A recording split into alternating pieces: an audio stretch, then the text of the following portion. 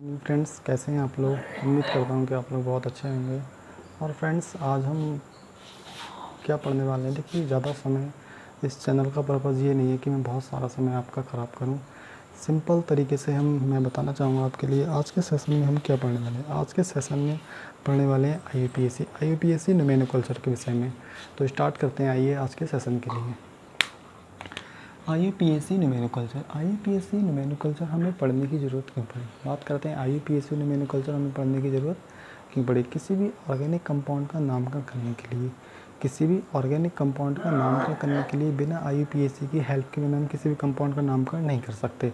जैसे कि मैं फॉर एग्जांपल आपसे बोल दूँ इस तरीके से कि मेरे लिए आप CH3 और CH2 CH3 इसका नाम लिख के दिखाओ।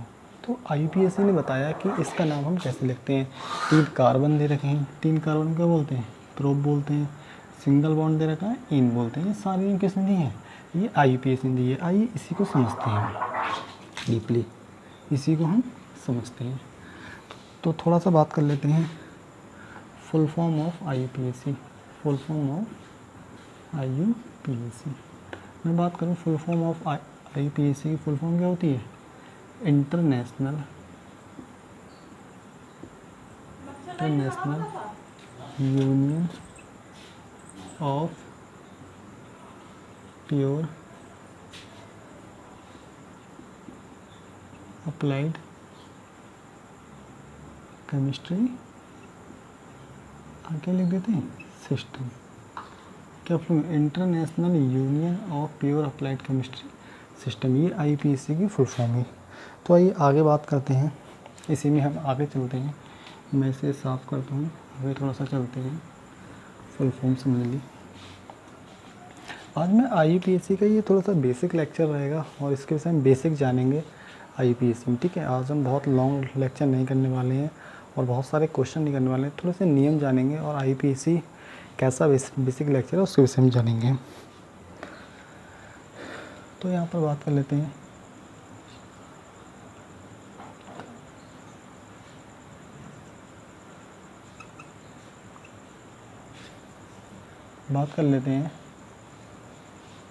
नेम ऑफ कार्बन चैन। दूसरा बात कर लेते हैं बॉन्ड नेम। तीसरा बात कर लेते हैं यहाँ पर फंक्शनल ग्रुप। सबसे पहले नेम ऑफ कार्बन चैन का नाम लिखना है, उसके बाद बॉन्ड नेम लिखना है, उसके बाद फंक्शनल ग्रुप का नाम लिखना है। नेम ऑफ कार्बन चैन की बात करूँ मैं, अगर मेरे पास एक कार्बन की चैन होती है तो क्या बोलते हैं, मेथ बोलते हैं। 2 कार्बन के लिए क्या बोलते हैं, एथ बोलते हैं। 3 कार्बन के लिए क्या बोलते हैं, प्रोप बोलते हैं। 4 कार्बन के लिए क्या बोलते हैं, ब्यूट बोलते हैं। 5 कार्बन के लिए क्या बोलते हैं, पेंट बोलते हैं। 6 कार्बन के लिए क्या बोलते हैं, हेक्स बोलते हैं। 7 कार्बन के लिए क्या बोलते हैं, हेप्ट बोलते हैं। 8 कार्बन के लिए क्या बोलते हैं, ऑक्ट बोलते हैं। और 9 कार्बन के लिए क्या है, हम नॉन बोलते हैं। और 10 कार्बन के लिए क्या बोलते हैं, डेक बोलते हैं। 1 कार्बन के लिए मेथ बोलते हैं। 2 को एथ, 3 को प्रोप, 4 को ब्यूट, 5 को पेंट, 6 को हेक्स, 7 को हेप्ट, 8 को ऑक्ट और 9 को नॉन और 10 को डेक बोलते हैं। IUPAC ने बोला अगर कार्बन टू कार्बन के बीच सिंगल बॉन्ड दे रखा हो इस तरीके से, अगर कार्बन टू कार्बन के बीच सिंगल बॉन्ड दे रखा है तो इन लगा देते हैं। कार्बन टू कार्बन के बीच सिंगल बॉन्ड दे रखा है, कौन सा बॉन्ड, सिंगल बॉन्ड दे रखा हो तो क्या लगा देते हैं, तो एन लगा देते हैं, एन। अगर कार्बन टू कार्बन के बीच डबल बॉन्ड दे रखा हो, कौन सा बॉन्ड, डबल बॉन्ड दे रखा हो तो क्या लगा देते हैं, इन लगा देते हैं। अगर कार्बन टू कार्बन के बीच ट्रिपल बॉन्ड दे रखा हो तो क्या लगा देते हैं, आइन लगा देते हैं। सिंगल बॉन्ड के लिए इन लगाते हैं, डबल बॉन्ड के लिए इन लगाते हैं, ट्रिपल बॉन्ड के लिए आइन लगा देते हैं। बात करते हैं अगर मेरे पास कहीं भी कार्बन श्रृंखला में कहीं पर फंक्शनल ग्रुप आ जाए, जैसे COOH दे रखा है, क्या लिख देते हैं, ओइक एसिड लिख देते हैं। CHO दे रखा हो, क्या लिख देते हैं, अल लिख देते हैं। और मेरे पास में OH दे रखा हो, क्या लिखते हैं, ओल लिखते हैं। NH2 दे रखा हो, क्या लिखते हैं, एमीन लिखते हैं। CO दे रखा हो, क्या लिखते हैं, ओन लिखते हैं। इस तरीके से मेरे पास बहुत सारे फंक्शनल ग्रुप होते हैं। तो समझ पा रहे हैं आप लोग, बताइए थोड़ा सा, समझ पा रहे हैं नहीं आप लोग? उम्मीद करता हूँ कि आप लोग बहुत अच्छे से समझ पा रहे होंगे। देखिए थोड़ा सा समझ, name of carbon chain, carbon श्रृंखला का नाम। अगर एक कार्बन की चेन होती है तो मेथ लिखते हैं, 2 कार्बन के लिए एथ लिखते हैं, 3 कार्बन को प्रोप लिखते हैं, 4 कार्बन को ब्यूट लिखते हैं, 5 कार्बन को पेंट लिखते हैं, 6 को हेक्स लिखते हैं, 7 कार्बन को हैप लिखते हैं, 8 कार्बन को ऑक, 9 को नॉन और 10 को डेक लिखते हैं। कार्बन टू कार्बन के बीच अगर सिंगल बॉन्ड दे रखा है तो इन लगाते हैं, डबल बॉन्ड को इन लगाते हैं, ट्रिपल बॉन्ड को आइन लगाते हैं। अगर कहीं फंक्शनल ग्रुप दे रखा है, कौन सा फंक्शनल ग्रुप दे रखा हो, तो COOH के लिए वही एसिड लिखते हैं, CHO को अल लिखते हैं, OH को ओल लिखते हैं, NH2 को एमीन लिखते हैं, CO को NH2। कहीं कहीं अगर हमारा COOH मेन चेन में ऐड नहीं है तो हम क्या लिखेंगे, इससे COOH के लिए कार्बोक्सिलिक एसिड आएगा, वो हम बताएंगे आगे जब हम फंक्शन को स्पेशली पढ़ाएंगे तो हम उसमें आपको बताएंगे, ठीक है। तो आइए, ये चीज़ें मैं उम्मीद करता हूँ कि आप लोगों की समझ में आ गई होंगी, ठीक है ना। तो इसके लिए आप एक बार इसका स्क्रीनशॉट ले सकते हैं या फिर आप अपनी कॉपी पे नोट कर सकते हैं। उम्मीद करता हूँ कि आप लोगों ने स्क्रीनशॉट ले लिया होगा। मैं एक्साइट हो जा रहा हूँ, स्क्रीनशॉट ले लीजिए इसका, ठीक है, ओके। उम्मीद करता हूँ कि आप लोगों ने ये थोड़ा सा समझे होंगे। हमने क्या पढ़ा अभी, IUPAC पढ़ रहे हैं, IUPAC न्यूमेरिकल। ये लेक्चर नंबर 1 है और ये बेसिक लेक्चर है। कैसा लेक्चर है, ये बेसिक लेक्चर है। इसमें थोड़ा सा IUPAC विषय में थोड़ी सी जानकारी मिलेगी, बहुत डीप नॉलेज यहाँ नहीं मिलने वाली है अभी, तो इतना हमने समझ लिया। आइए आगे बात करते हैं।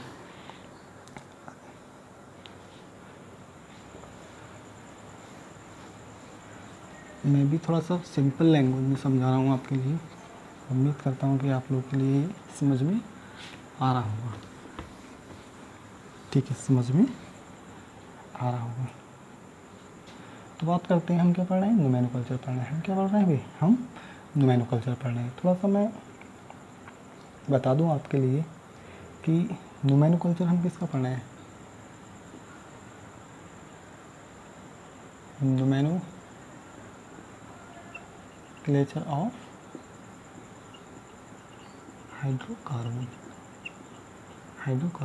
हाइड्रोकार्बन का नामकरण पढ़ना। भाई हाइड्रोकार्बन होते क्या हैं, हाइड्रोकार्बन मेरे ऐसे ऑर्गेनिक कंपाउंड होते हैं,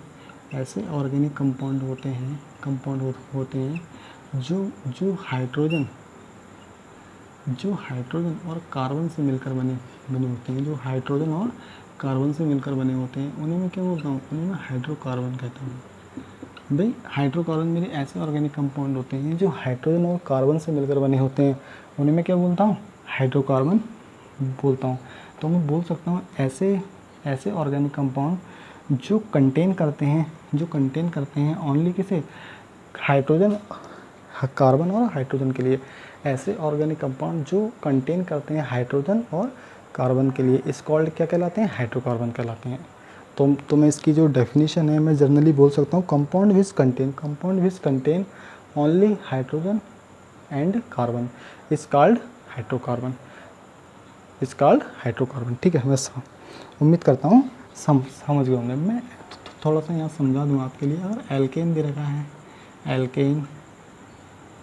एल्कीन और एल्काइन, जो एल्केन होता है, एल्केन का फार्मूला क्या होता है, जब CnH2n+2, और इसकी बात करूँ क्या होता है, CnH2n होता है, और उसका CnH2n-2, जो एल्केन होगा, एल्केन कैसा होता है, सैचुरेटेड हाइड्रोकार्बन होता है,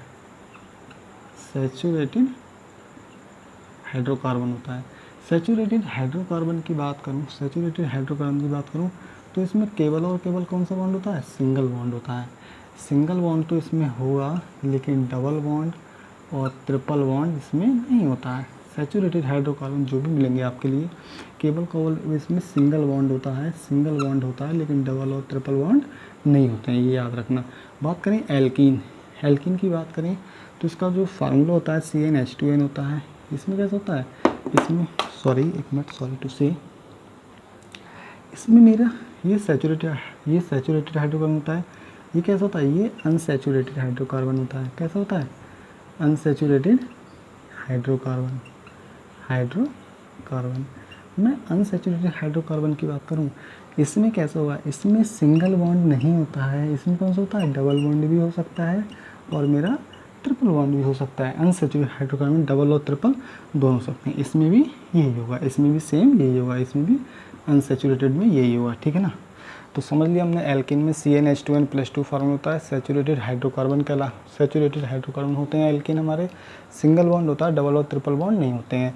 एल्किन की बात करूँ तो CnH2n फार्मूला होता है। अनसैचुरेटेड हाइड्रोकार्बन होते हैं केवल डबल, सिंगल बॉन्ड नहीं होता है, डबल और ट्रिपल बॉन्ड हो सकते हैं। एल्काइन में भी यही रहता है, CnH2n-2।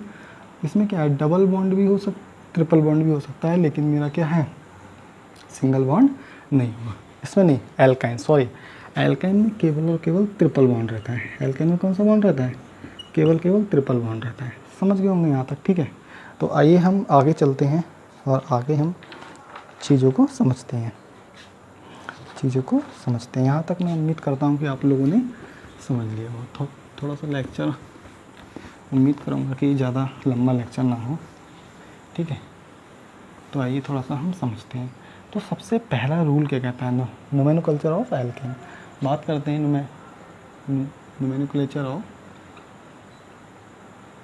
नोमेनोक्लेचर of alkene.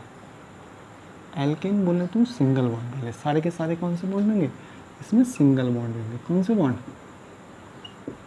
Single bond होंगे। मैं बात करूं, मेरे पास सबसे पहला रूल क्या कहता है, रूल नंबर फर्स्ट क्या आता है, रूल नंबर फर्स्ट बोलता है सबसे लंबी कार्बन श्रृंखला को सेलेक्ट करना है। सेलेक्ट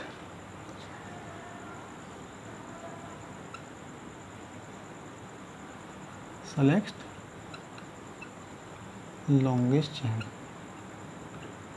सबसे लंबी कार्बन श्रृंखला को सेलेक्ट करना है। सबसे लंबी कार्बन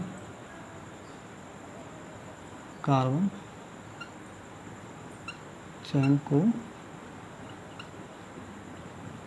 सेलेक्ट करो। सबसे पहला काम क्या है, सबसे लंबी कार्बन श्रृंखला को सेलेक्ट करो। सबसे पहला काम क्या है मेरा, सबसे लंबी कार्बन श्रृंखला को सेलेक्ट करो, ठीक है भाई। जैसे मैं बात करूं आप लोगों से,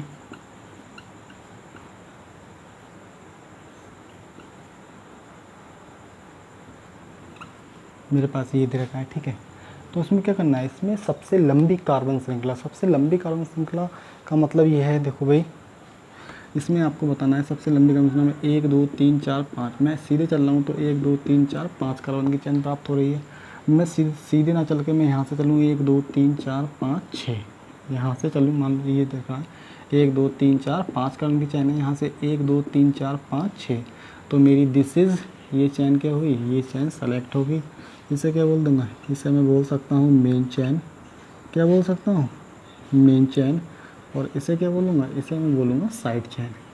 समझ पा रहे होंगे यहाँ तक, उम्मीद करता हूँ।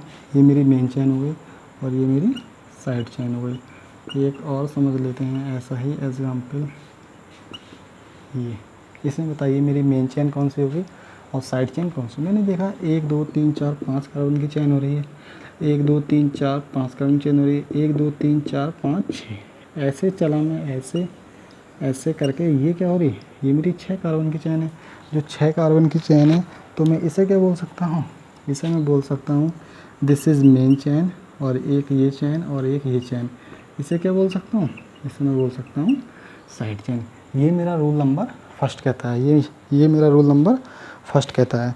तो आज की वीडियो में बस इतना ही। हमें 5 रूल पढ़ना है और ये रूल नंबर फर्स्ट है। थोड़ा सा मैंने बेसिक बता दिया था स्टार्टिंग में, तो इसके लिए मद्देनज़र रखते हुए चीज़ों को आगे सीखेंगे। और इस वीडियो में बस इतना ही। आगे का जो सेशन रहेगा वो कल होने वाला है। ये लेक्चर नंबर 1 है ऑर्गेनिक केमिस्ट्री में IUPAC न्यूमेरिकल से स्टार्ट किया है और ये डिटेल्ड लेक्चर रहेगा। आप लोग बने रहिए, इस सेशन को लेक्चर बाय लेक्चर देखते रहिए और कोशिश करिए कि डेली बेसिस पे देखने का मेरी कोशिश रहेगी कि मैं डेली बेसिस पे आप लोगों के लिए वीडियो प्रोवाइड करूं। थैंक यू सो मच, यहाँ तक आप लोगों ने सेशन को अटेंड किया है तो उम्मीद करता हूँ आप लोग के एक नीट 2023 के लिए डेडिकेटेड हैं, समर्पित हैं और आप लोग लगे रहिए। आपको केमिस्ट्री में सारा का सारा जो मटेरियल है मैं इसी चैनल पे प्रोवाइड करूँगा। बने रहिए। इस लेक्चर को आपने देखा इसके लिए थैंक यू सो मच। इस चैनल को लाइक करिए, सब्सक्राइब करिए और सपोर्ट करिए। तो आगे से ज़्यादा शेयर करिए ताकि और जो बच्चे कोचिंग अफोर्ड नहीं कर पा रहे हैं केमिस्ट्री सीखने के लिए स्पेशल, आप लोग इस चैनल के लिए अफोर्ड कर सकते हैं। केवल यहाँ पर अभी केमिस्ट्री की वीडियो प्रोवाइड हो रही है और अच्छा कंटेंट के साथ मैं प्रोवाइड करूँगा। कोशिश रहेगी मेरी कि मैं यहाँ पर अपना 100% दूँ, क्योंकि मेरा बहुत सारे बच्चों तक पहुँचने का एम है। तो आप लोग मेरी उसमें हेल्प करें, ठीक है। थैंक यू सो मच यहाँ तक वीडियो देखने के लिए। अगर किसी की समझ में नहीं आया है तो आप लोग कमेंट कर सकते हैं, कमेंट करके पूछ सकते हैं। एक चीज़ और याद रखिए, बाइक चलाते हुए आप लोग के लिए हेलमेट का प्रयोग अवश्य करना है और मोबाइल फ़ोन का प्रयोग नहीं करना है।